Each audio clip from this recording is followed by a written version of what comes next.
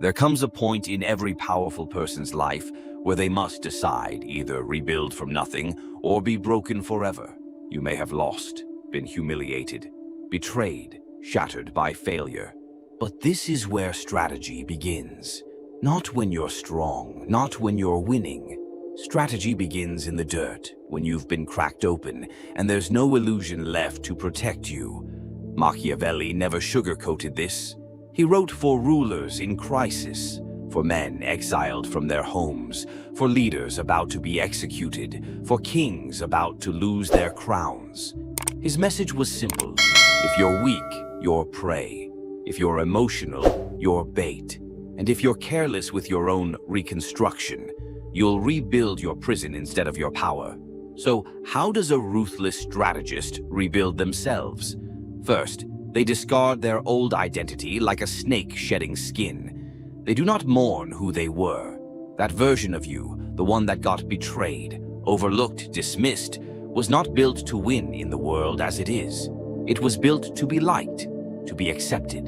And Machiavelli would warn, the moment you start clinging to that image is the moment your enemies win.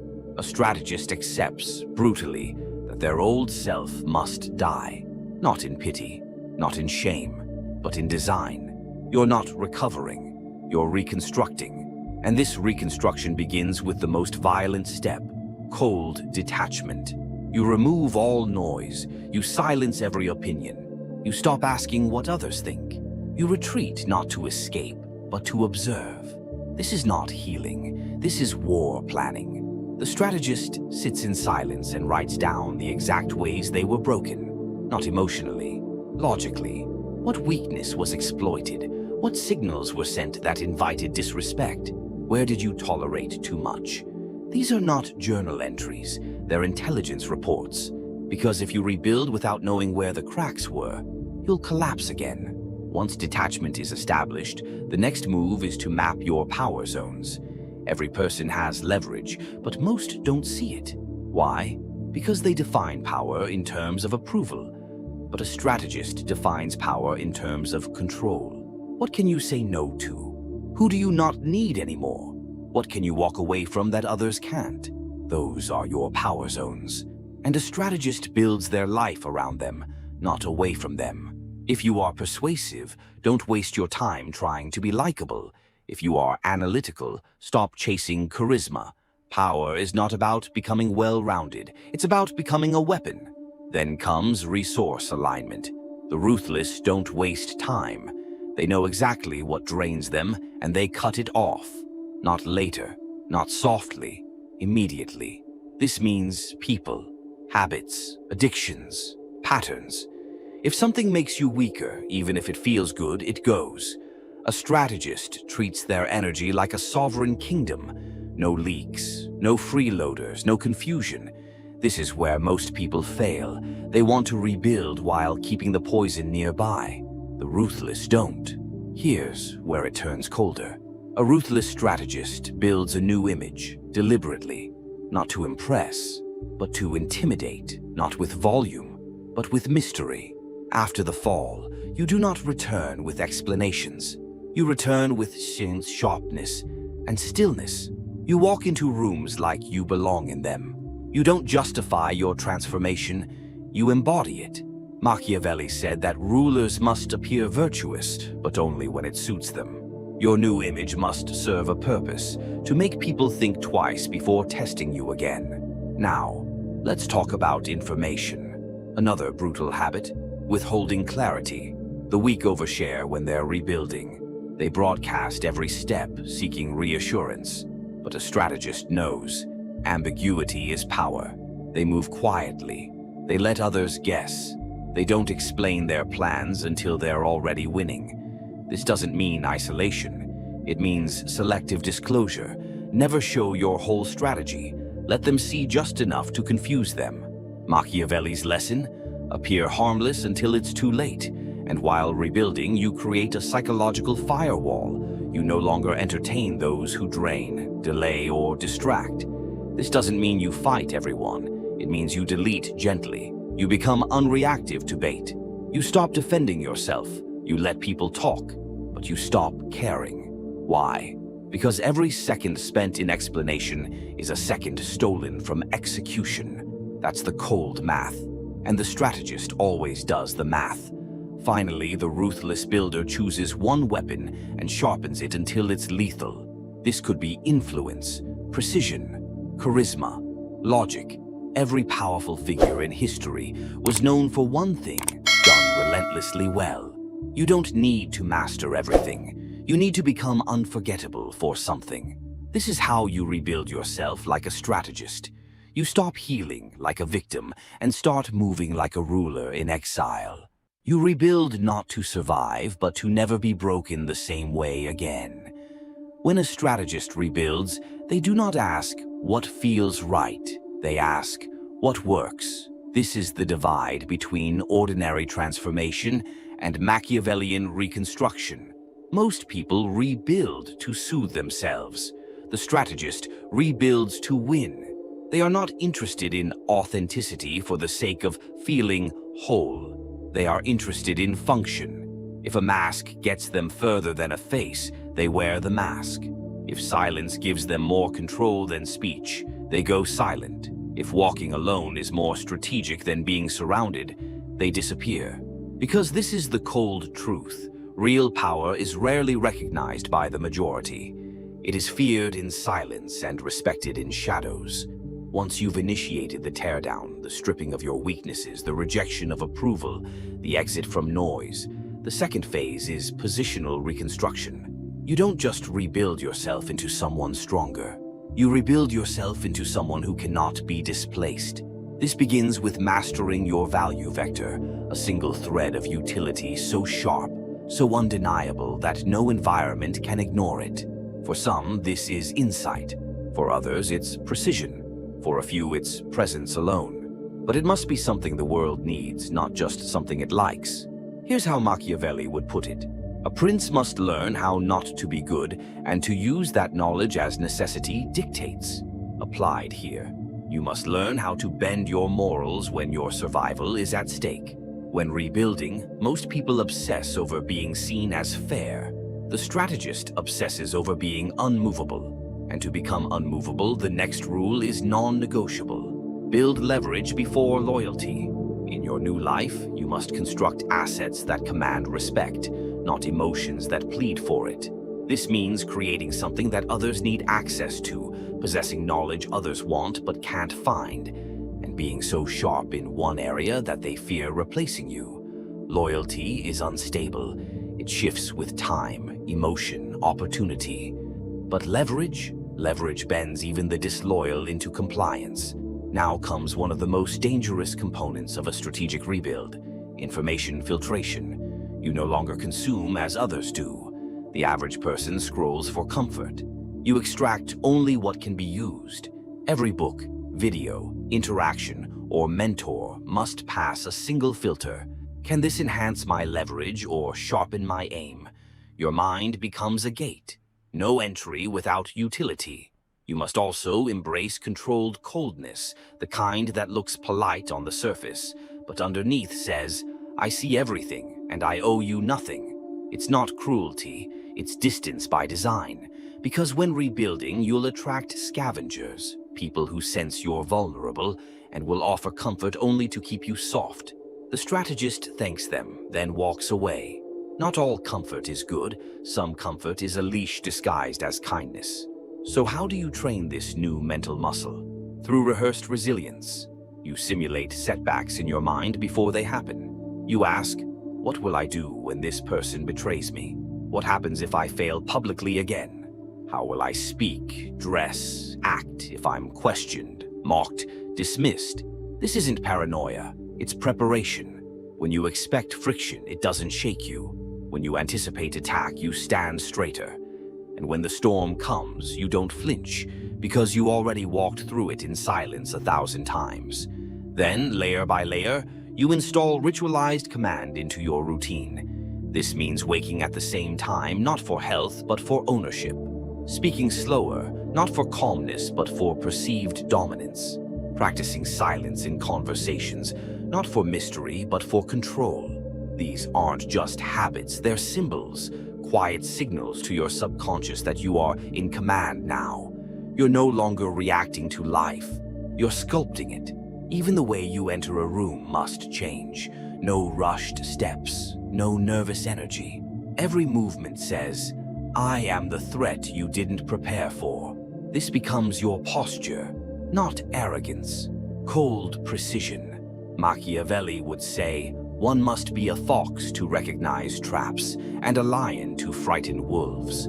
The strategist becomes both, clever in observation, terrifying in execution. And as you move through this transformation, you adopt the most lethal habit of all, revenge through evolution. You don't argue, you don't plead, you don't explain. You vanish and reappear later, unrecognizable, untouchable, undeniably elevated. That's the deepest sting. Not that you shouted back, but that you rose so far above the attack that the attacker can no longer reach you, even with both hands stretched and a scream in their throat. You don't rebuild to prove them wrong. You rebuild to make them irrelevant.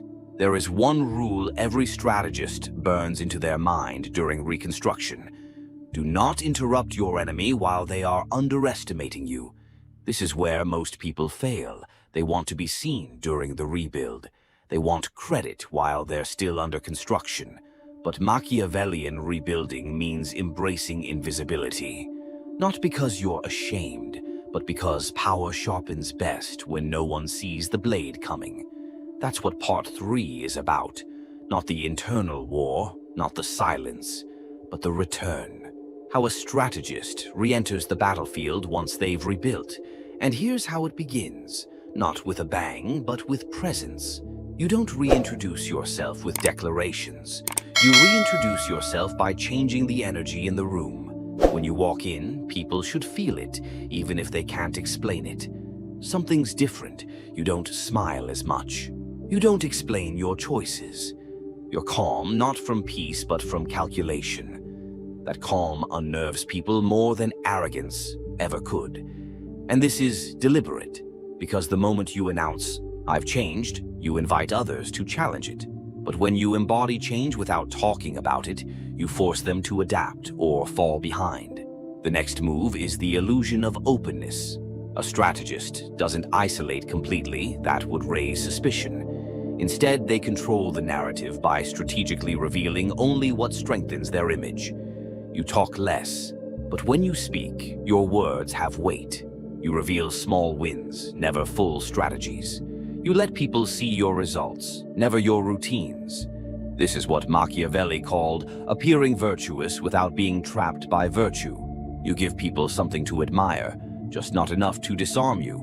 Now you establish your new hierarchy of relationships. During the rebuild, you observed who helped, who vanished, who mocked, and who pretended. The strategist does not forget. But they also don't seek revenge the way amateurs do. No insults, no confrontation, just repositioning. The loyal ones, they move closer, but never too close. The disloyal, you don't punish them, you erase them. Quietly, emotionlessly. The powerful, you don't flatter, you intrigue. This last one is crucial. You no longer seek power, you become magnetized by it. You draw influence, opportunity, and allies not by chasing, but by becoming a source of motion. Your silence makes people talk. Your confidence makes people second-guess themselves. Your focus becomes infectious. This is how kings walk, not to impress, but to be observed. But that's not enough, because now that you're rebuilt, you must ensure you're never broken again in the same way. This means you must develop your next self before the world demands it. The strategist rebuilds not into who they want to be, but into who the future battlefield will require. You must constantly scan the landscape. What social skills are rising in value? What weaknesses are being exploited more often? Where is attention shifting, and how can I redirect it? Powerful people are not just reacting faster, they're predicting quieter. While others are chasing the current wave, you are building the next boat, and you build it in silence. Now let's get personal. Every strategist has what we'll call a quiet obsession.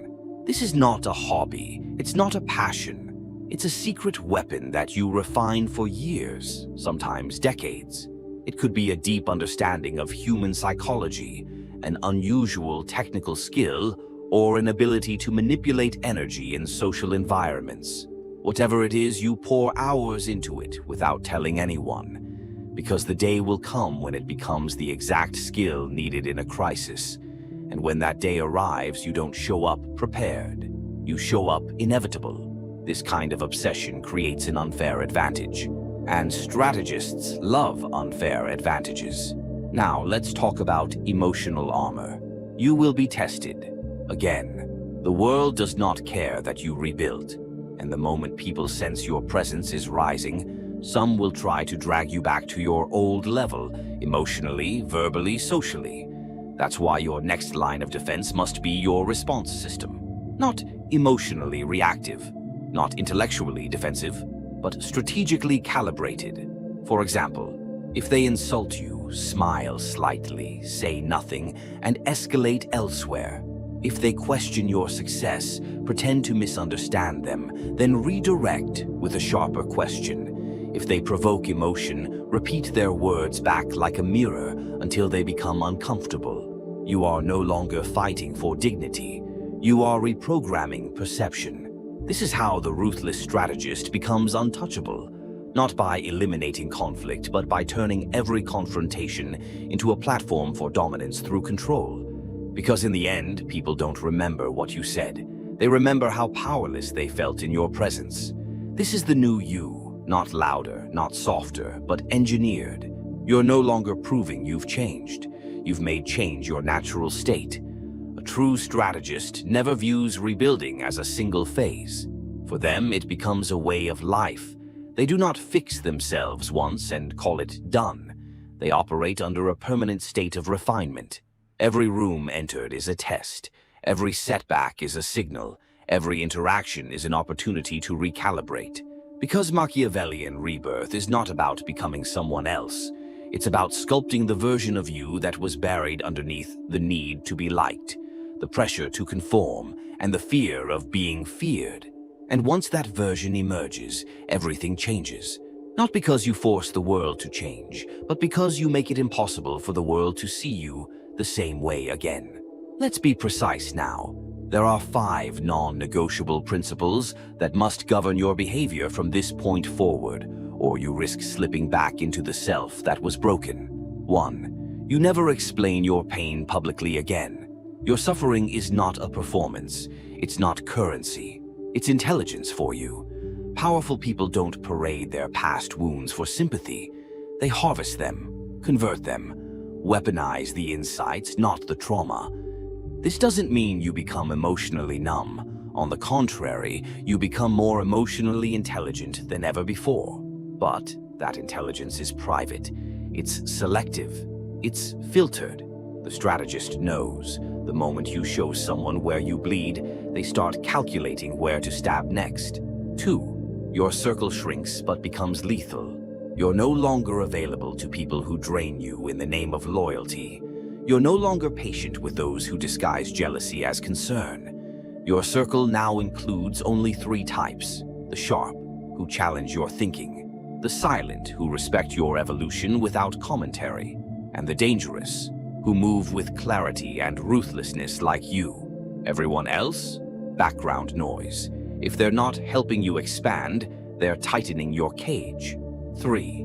Every emotion is now observed before it is felt.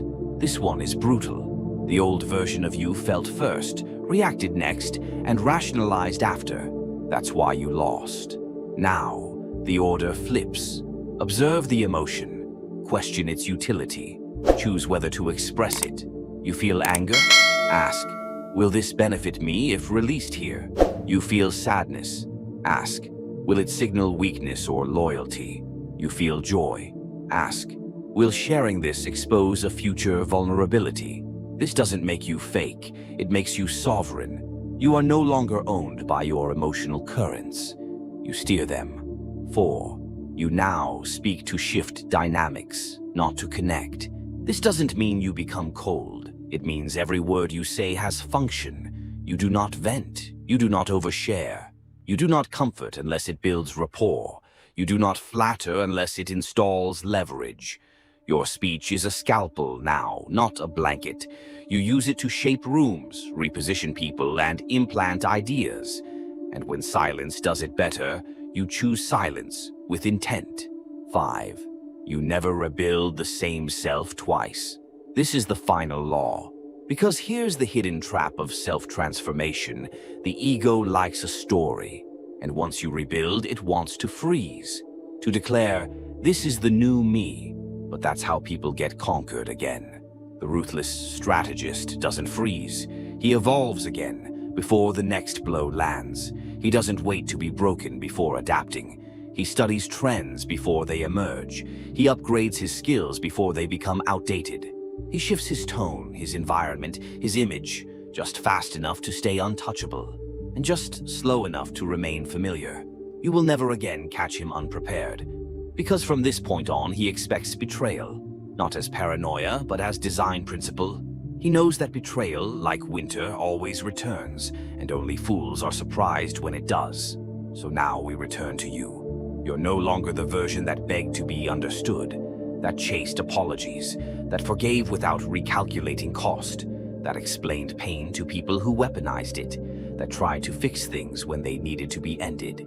That person is gone, and in their place stands someone different, sharper, quieter, heavier, someone who doesn't just move through the world, but tilts it subtly every time they enter a room. Not because they're loud, but because they rebuilt with strategy, silence, and psychological clarity. That's the Machiavellian way. And if you've done this right, no one will even recognize that it's you till it's too late.